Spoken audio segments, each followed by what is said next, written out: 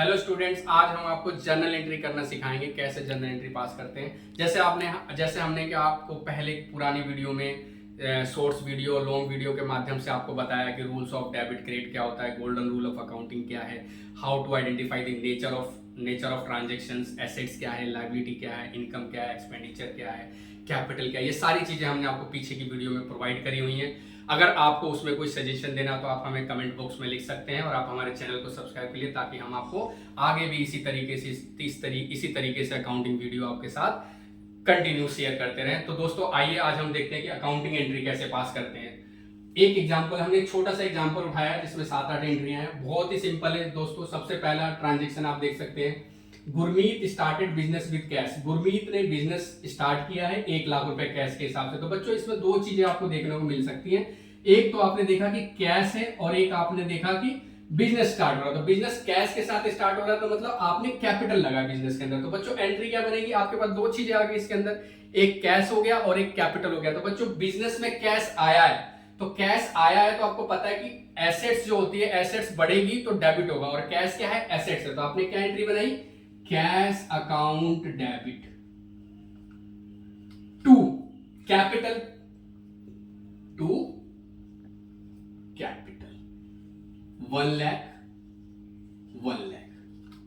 आपकी एंट्री क्या बनी, cash account debit to capital, क्योंकि बिजनेस में कैश आया है तो कैश डेबिट हो गया और दूसरा क्या हो गया, कैपिटल क्रेडिट हो गया।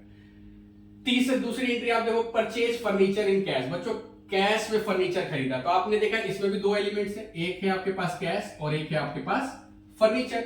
तो कैश भी एसेट्स है और फर्नीचर भी एसेट्स है, कैश भी एसेट्स है और फर्नीचर भी एसेट्स है। और आप देख सकते हो कैश का बैलेंस भी डेबिट होता है और फर्नीचर का बैलेंस भी डेबिट होता है, क्योंकि दोनों की दोनों एसेट्स हैं। और आप देख रहे हो एक एसेट्स बढ़ रही है और एक एसेट्स घट रही है। फर्नीचर परचेज किया है तो फर्नीचर हमारे पास आया है, फर्नीचर बढ़ रहा है तो फर्नीचर आपका डेबिट हो गया।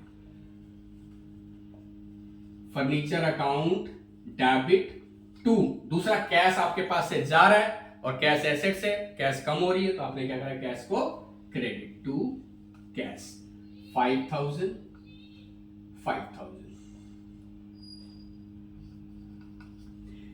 तीसरी एंट्री आप देखो, परचेज गुड्स इन कैश। आपने कैश में माल खरीदा, तो बच्चों इसमें भी दो चीजें मिल गई आपको देखने के लिए, एक कैश मिल गया और एक आपने जो गुड्स खरीदा, गुड्स खरीदा एक मींस परचेज हुई है। तो बच्चों यहाँ पे भी देखो कैश परचेज आपने किया है, आपने सामान खरीदा है तो कैश एक एसेट्स है, और जब आपने सामान खरीदा तो कैश आपके पास से जा रहा होगा तो कैश कम हो रहा होगा, तो टू कैश को क्रेडिट होगा और परचेज डेबिट होगा। तो आपकी एंट्री बनी purchase account debit to cash 20,000। बच्चों कैश क्यों क्रेडिट हुआ, क्योंकि कैश एसेट्स है और कैश यहाँ पे कम हो रही है तो क्रेडिट हो गई है। और परचेज आपका गुड्स से, आप परचेज आपने खर्चा दिया, डायरेक्ट एक्सपेंसेस भी है तो आप एक्सपेंसेस का नेचर वैसे भी डेबिट होता है तो आप परचेज को डेबिट कर सकते हो। तो purchase account debit to cash. तीसरी एंट्री आपके पास बनी purchase goods from Hari and company. बच्चों यहाँ पे हरी एंड कंपनी से माल खरीदा, मतलब इसका मतलब क्या हो गया, उधार खरीदा, क्योंकि nature of purchase, mode of payment इसमें नहीं दिखा रहा है, इसमें सीधा बता रहा है purchase goods from Hari and company. तो बच्चों क्या एंट्री बनी, परचेज आपको पता है परचेज डेबिट होगा, परचेज अकाउंट डेबिट टू आपने क्या करा, हरी एंड कंपनी 1 लाख। बच्चों यहाँ परचेज को डेबिट किया और हरी एंड कंपनी को क्रेडिट किया। हरी एंड कंपनी को क्रेडिट क्यों किया, क्योंकि लायबिलिटी होगी और लायबिलिटी क्या होती है, ट्रेड पेबल बढ़ रहा है, आपका ट्रेड पेबल बढ़ रहा है तो आपको पता है लायबिलिटी का बैलेंस क्रेडिट होता है, और जब भी लायबिलिटी बढ़ेगी तो और ज्यादा उसको क्रेडिट करना पड़ेगा। तो एंट्री क्या बनाई हमने, purchase account debit to Hariram. Next entry, sold goods against cash. बच्चों माल बेचा है हमने कैश में, तो बच्चों जब माल कैश में बेचा तो यहाँ पे भी दो चीजें, एक तो कैश है और एक सेल है, एक कैश है और एक सेल है। आप देख रहे हो जब माल बेचा है कैश में तो कैश आएगा, कैश आपके पास क्या है, कैश आपके लिए क्या है, एसेट्स है, और एसेट्स जब कैश आ रहा है तो एसेट्स बढ़ रही है तो आपने क्या करा, cash account debit to sale को आपने क्रेडिट क्यों करा, क्योंकि सेल आपके लिए क्या है, रेवेन्यू है, और रेवेन्यू का बैलेंस क्या होता है, क्रेडिट होता है, तो क्रेडिट हो गया 20,000। Next entry, sold goods to Ramesh and company. Ramesh and company को माल बेचा। अब आपने देखा यहाँ पर रमेश एंड कंपनी को माल बेचा है, इसका मतलब आपने उधार बेचा है। तो उधार बेचा है तो बच्चों क्या बन गया, एक तो रमेश एंड कंपनी हो गया, ये डेटर हो गया आपके लिए, देनदार है, और एक हो गया आपके पास सेल तो आपने किया, ये तो आपकी एंट्री क्या होगी, सेल तो क्रेडिट होगा ही होगा, क्योंकि सेल रेवेन्यू है आपके लिए, तो सेल क्रेडिट हो गया। और ऊपर कौन होगा, रमेश एंड कंपनी, 75,000 बच्चों। यहाँ पर रमेश एंड कंपनी को डेबिट क्यों करें, क्योंकि डेटर है वो। अगर माल हमने कैश बेचा तो कैश डेबिट हो गया, उधार बेचा तो जिसको बेचा उसका नाम डेबिट हो गया, सेल तो क्रेडिट हो गई क्योंकि सेल आपका रेवेन्यू है। इसी तरीके से आप देख सकते हो paid salary to staff in cash, salary पे करी हमने स्टाफ को कैश में। तो बच्चों कैश में सैलरी पे करी, आप देखो जब भी आप सिंपल सी बात को समझ लो, जब भी कैश आपके पास से जाएगा तो कैश क्रेडिट होगा, तो टू कैश, कैश तो क्रेडिट हो गई क्योंकि कैश कम हो रहा है, और सैलरी आपके लिए खर्चा है और खर्चा हमेशा डेबिट होता, तो सैलरी डेबिट हो गई।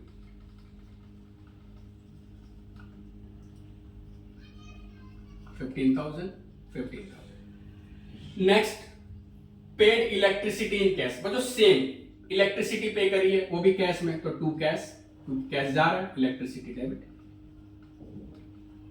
Electricity account debit to cash 2000। इसी तरीके से आपने टेलीफोन बिल पे करा है कैश में, तो बच्चा फिर दोबारा कैश जा रहा है, तो कैश क्रेडिट होगा, इलेक्ट्रिसिटी टेलीफोन आपका डेबिट हो जाएगा। Purchase stationery in cash, cash में आपने स्टेशनरी परचेज करी है, तो बच्चों फिर आप देख रहे हो कैश जाएगा, क्योंकि जब भी आप कोई भी चीज परचेज करोगे कैश में, तो कैश हमेशा आपके पास से जाएगा, और कैश एसेट्स होती है, जब कैश बढ़ता है तो डेबिट होगा, कैश घटता है तो क्रेडिट होगा। तो फिर आपने यहाँ पे सेम देखा, टू कैश क्रेडिट हो गया आपका, और स्टेशनरी खरीदी है तो प्रिंटिंग एंड स्टेशनरी आपके लिए एक्सपेंस है, तो वो डेबिट हो गया, printing and stationery account debit to cash 250। तो बच्चों हमने एक छोटे आज हमने एक बहुत आसान सी जर्नल एंट्री आपके साथ शेयर कर रहे हैं, क्योंकि एकदम ही मैं आपको बड़ी एंट्रियों पे ले जाऊंगा तो आपको समझ में नहीं आएगी। पहले छोटे से स्टार्ट कर रहे हैं हम, आपको नेक्स्ट वीडियो में इससे भी एडवांस एंट्री पे लेके जाएंगे। अभी आपको एक समराइज कर दूं, हमारे पास बहुत बेसिक जर्नल एंट्रीज थी जो हमने आज आपको कराई है। आप हमारे चैनल के माध्यम से हमारे चैनल को सब्सक्राइब कर लीजिए, हमारे चैनल के साथ बने रहिए। हम आपको नेक्स्ट वीडियो में इससे एडवांस वर्जन पे लेके जाएंगे, एडवांस एंट्रीज को डिस्कस करेंगे, जैसे कि प्रीपेड का ट्रीटमेंट क्या होगा, आउटस्टैंडिंग का ट्रीटमेंट क्या होगा, एक्रूड एक्सपेंसेस क्या होती है, एक्रूड लायबिलिटी क्या होती है, इनकम रिसीव इन एडवांस होगा तो क्या होगा, ये सारी चीजें हम आपको नेक्स्ट वीडियो में अवेलेबल कराएंगे। तो धन्यवाद दोस्तों, हमारे चैनल को सब्सक्राइब कर लीजिए और हमारे साथ बने रहिए नेक्स्ट वीडियो के लिए। धन्यवाद।